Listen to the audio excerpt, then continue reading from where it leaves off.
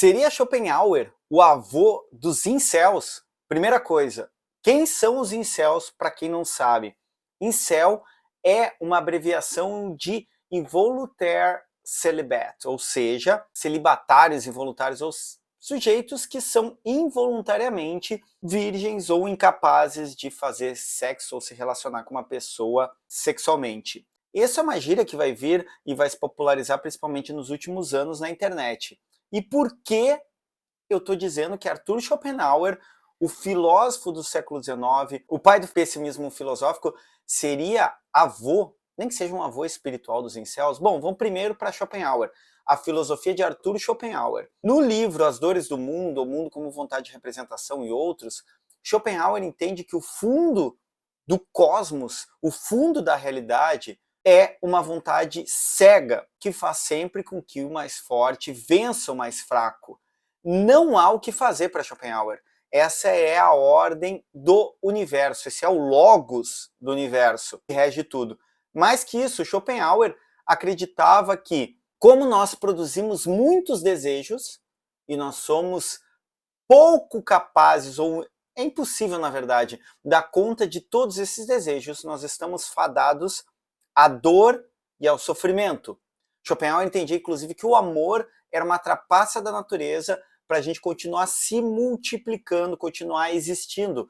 O amor não seria nada além de uma trapaça, então.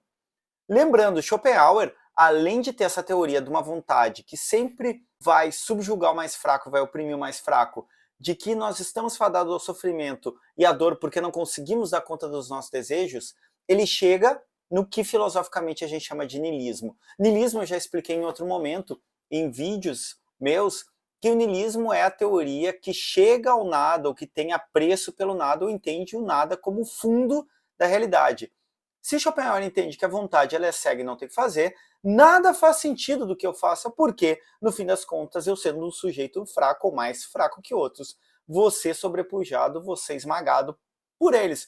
Não adianta eu fazer o máximo para dar conta dos meus desejos, que eu nunca vou dar conta, eu vou sempre sofrer. Portanto, Schopenhauer acaba chegando no niilismo, que é o niilismo passivo, eu vou explicar isso depois.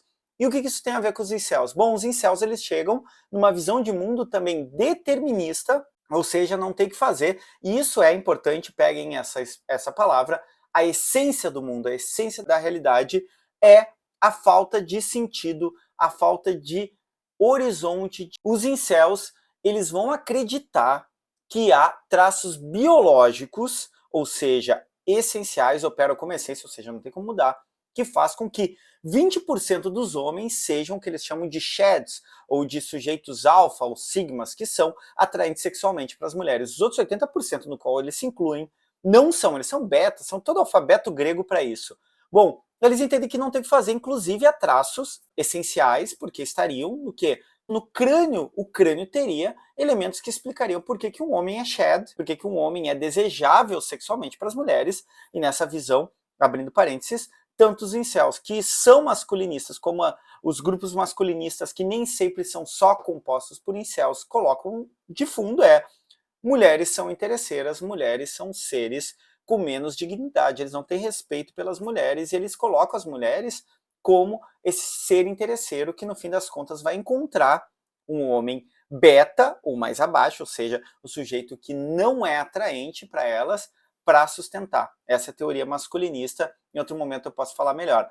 Mas os incels e os masculinistas criam uma categorização biológica nessa pseudociência deles, que há uma essência que está no crânio, no formato do crânio. Então, um caráter essencial que não tem como escapar e que determina suas vidas como machos que não são alfa, que não são sigma, que não são essa porcaria toda que eles inventam para ter autopiedade, mas pior que isso, eles vão desenvolvendo discursos extremamente misóginos, eles vão desenvolvendo discursos extremamente violentos, e aí alguns deles acabam migrando para o que chama de Black Pill, que é o fundo disso, é o niilismo também. Eles chegam no niilismo porque eles entendem que nada que se faça, não sendo um homem alfa ou sigma, ou sendo um shed, nada vai fazer diferença. Portanto, eles estão fadados, assim como Schopenhauer defendia, ao sofrimento, à dor. Não há nada a ser feito. Nada importa. O Black Pill, que é tomar a pílula preta, a pílula negra, significaria cometer o suicídio ou cometer um atentado contra principalmente mulheres, eventualmente também contra minorias. Então o Schopenhauer, o pensamento schopenhaueriano, e percebam bem, não estou falando que os incels e os masculinistas leram Schopenhauer, talvez alguns sim, eles chegam por caminhos diferentes no niilismo, eles chegam por caminhos diferentes na crença de uma essência imutável de como as coisas são, e portanto eles estão fadados ao sofrimento e à dor. Já perguntaram para mim, tá, mas o Nietzsche não entra nisso? Bom, eu falei do niilismo passivo. Nietzsche é um niilista ativo. O que é isso?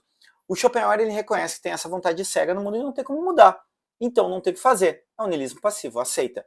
Nietzsche é um niilismo ativo, ou seja, ele destrói Deus, ele destrói a ideia de que há uma missão para cada um de nós nesse mundo, e ele destrói a ideia, ele derruba a ideia de que há sentido fora da nossa existência, já ordenado como uma missão, ou como karma, ou como aquilo que Deus designou para a nossa vida, e a partir desse momento é o niilismo ativo. Ele limpa o terreno dizendo, olha, ninguém ordenou como é que é a tua existência, portanto aqui tem uma tela em branco que é a tua vida, aqui estão tuas tintas, que vão ser teus encontros, teus agenciamentos no mundo, e cabe a te pintar. Então o Nietzsche não se encaixaria nesse niilismo de Schopenhauer, que é muito análogo às conclusões e o caminho que os incels e masculinistas chegam para, principalmente, odiarem as mulheres a partir do ódio que eles fomentam coletivamente entre eles mesmos. Era isso, vamos arriba!